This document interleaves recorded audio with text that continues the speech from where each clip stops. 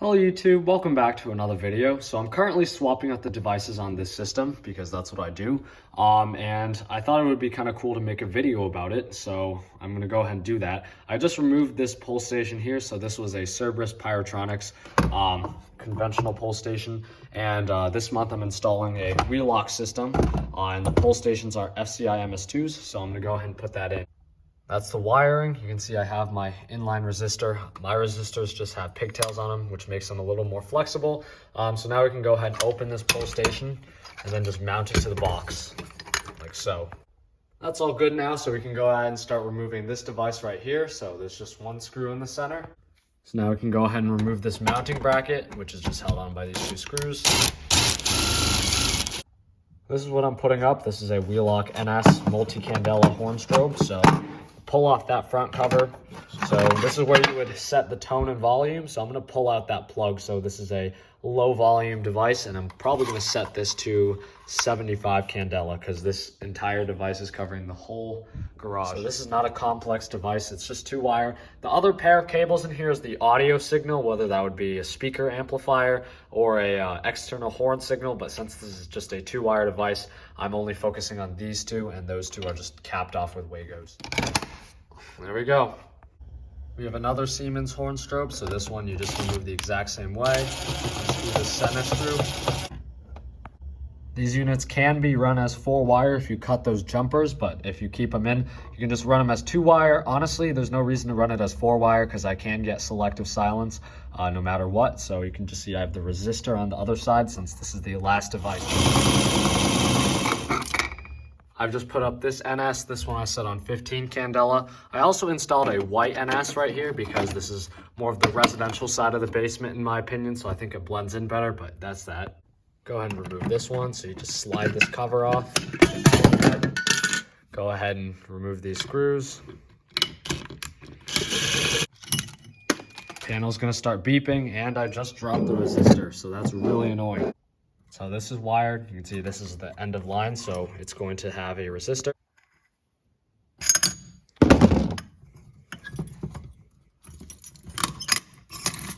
That actually looks really sharp on this back box.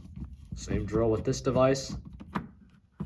Normally I do have to change out these boxes, but because the Wheel-Lock NS is so similarly sized to these old signals, this will be a perfect back box. There's the wiring. Again, since this device is a 2-wire device, I don't have to worry about these audio signal wires at all.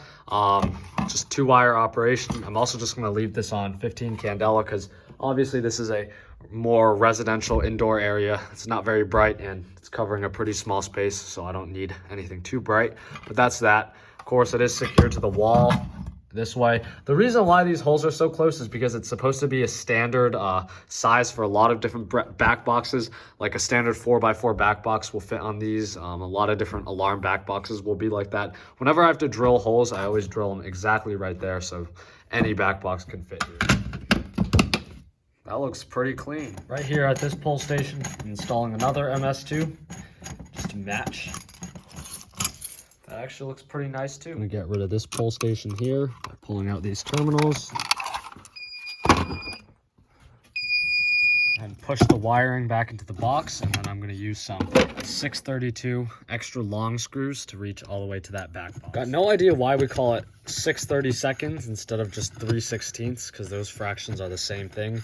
And we're always taught to just simplify fractions to the fullest, otherwise you lose points, but not sure why it's 6/32. Maybe it's like because the rest of them are also fractional measurements out of 32. But like, again, that doesn't make sense because like the next one I can think of is like 8/32, and that's the same as like 4/16 or, you know, a quarter.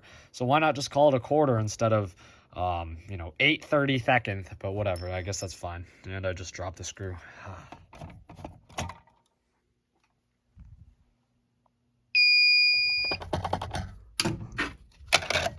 In the fire museum, I'm going to be installing a Wheel-Lock NS ceiling mount, and you might be thinking, that is not a Wheel-Lock NS. That does not look like a Wheel-Lock NS that I've seen, and it is.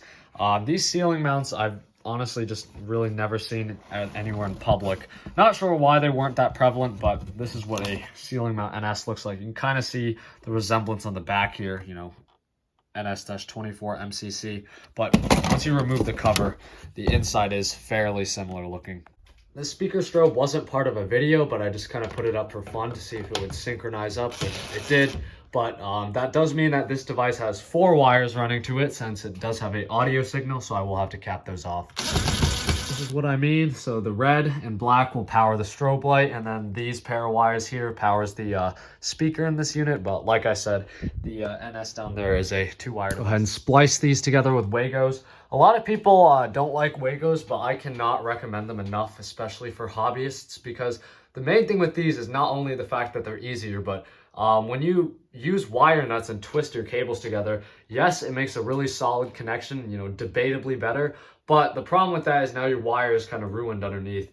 After like twisting and untwisting wires a couple times, because you know you're maybe a collector and you always remove your stuff, the wire just breaks off, especially with thinner gauge wire. So what this is once you push these tabs down, it holds the wires, and then you can pull it back up. I'm not going to pull it all the way, but it'll hold the wire, and then it won't damage the ends of the wires.